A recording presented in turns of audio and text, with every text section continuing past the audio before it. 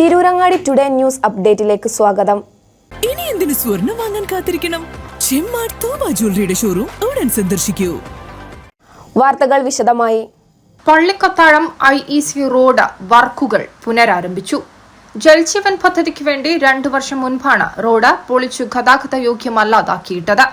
പണി അനന്തമായി നീണ്ടുപോകുന്നതും പല ഡ്രൈനേജ് സ്ലാബുകളും വർക്ക് തീരുന്നതിന് മുൻപ് തകർന്നു വീണതും നാട്ടുകാരിൽ വൻ പ്രതിഷേധത്തിന് കാരണമാക്കിയിരുന്നു. റോഡിലെ കുഴികളിൽ വീണ ദിനംപ്രതി അപകടങ്ങൾ പതിവായിരുന്നു.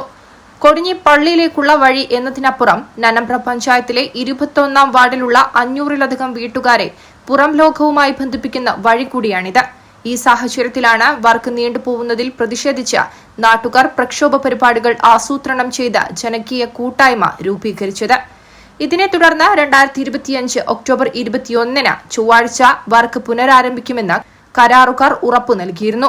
അതിനു മുന്നോടിയായി 20-ാം തീയതി തന്നെ പൊട്ടിയ സ്ലാബുകൾ എടുത്തുമാറ്റുന്ന ജോലികൾക്ക് ഇവിടെ തുടക്കം കുറിച്ചു.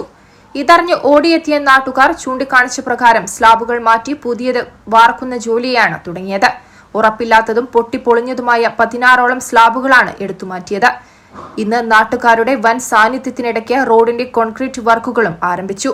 കക്ഷി രാഷ്ട്രീയ ഭേദമന്യേ നാട്ടുകാർ സജീവമായി ഇടപെട്ടതിന്റെ വിജയമായി വേണം ഇതിനെ കാണാൻ. സ്ഥലം MLA KPM മജീദിന്റെ വികസന ഫണ്ടിൽ നിന്നാണ് 77,60,000 രൂപ ഈ പദ്ധതിക്ക് വേണ്ടി വകയിരുത്തിയത്. പണി പൂർത്തിയാവുന്നതോടെ തിരക്കേറിയ ഈ റോഡിലെ വെള്ളക്കെട്ടുകൾക്കും ഗതാഗത മാർഗത്തിനും ശാശ്വതമായ പരിഹാരം കാണുമെന്ന സമാധാനത്തിലാണ് നാട്ടുകാർ. News desk Tirurangadi today. അങ്ങ് ദൂരെ മലേഷ്യയിൽ പോയി കുറച്ച് കാഴ്ചകളൊക്കെ കണ്ടുവന്നാലോ? അതും സൗജന്യമായി. വിശ്വസിക്കാൻ പറ്റുന്നില്ല അല്ലെ? 2025 ജൂലൈ 1 മുതൽ 2026 ഓഗസ്റ്റ് 30 വരെ തൂബ ജ്വല്ലറിയിൽ നിന്നും സ്വാ ഡയമണ്ട്സ് പർച്ചേസ് ചെയ്യുന്ന വ്യക്തികളിൽ നിന്ന് തിരഞ്ഞെടുക്കുന്ന 30 പേർക്കാണ് സുവർണാവസരം. ഈ വർഷകാലയളവിനെ 3 ഭാഗങ്ങളായി തിരിച്ച് നറുക്കെടുപ്പ് സംഘടിപ്പിക്കും. ഓരോ നറുക്കെടുപ്പിലെ വിജയികൾക്കായിരിക്കും ഈ സൗജന്യ മലേഷ്യ യാത്ര. കൂടുതൽ വിവരങ്ങൾ അറിയുന്നതിനും ഡയമണ്ട് വാങ്ങുന്നതിനും ഇന്ന് തന്നെ ചെമ്മാട് തൂബ ജ്വല്ലറി സന്ദർശിക്കും.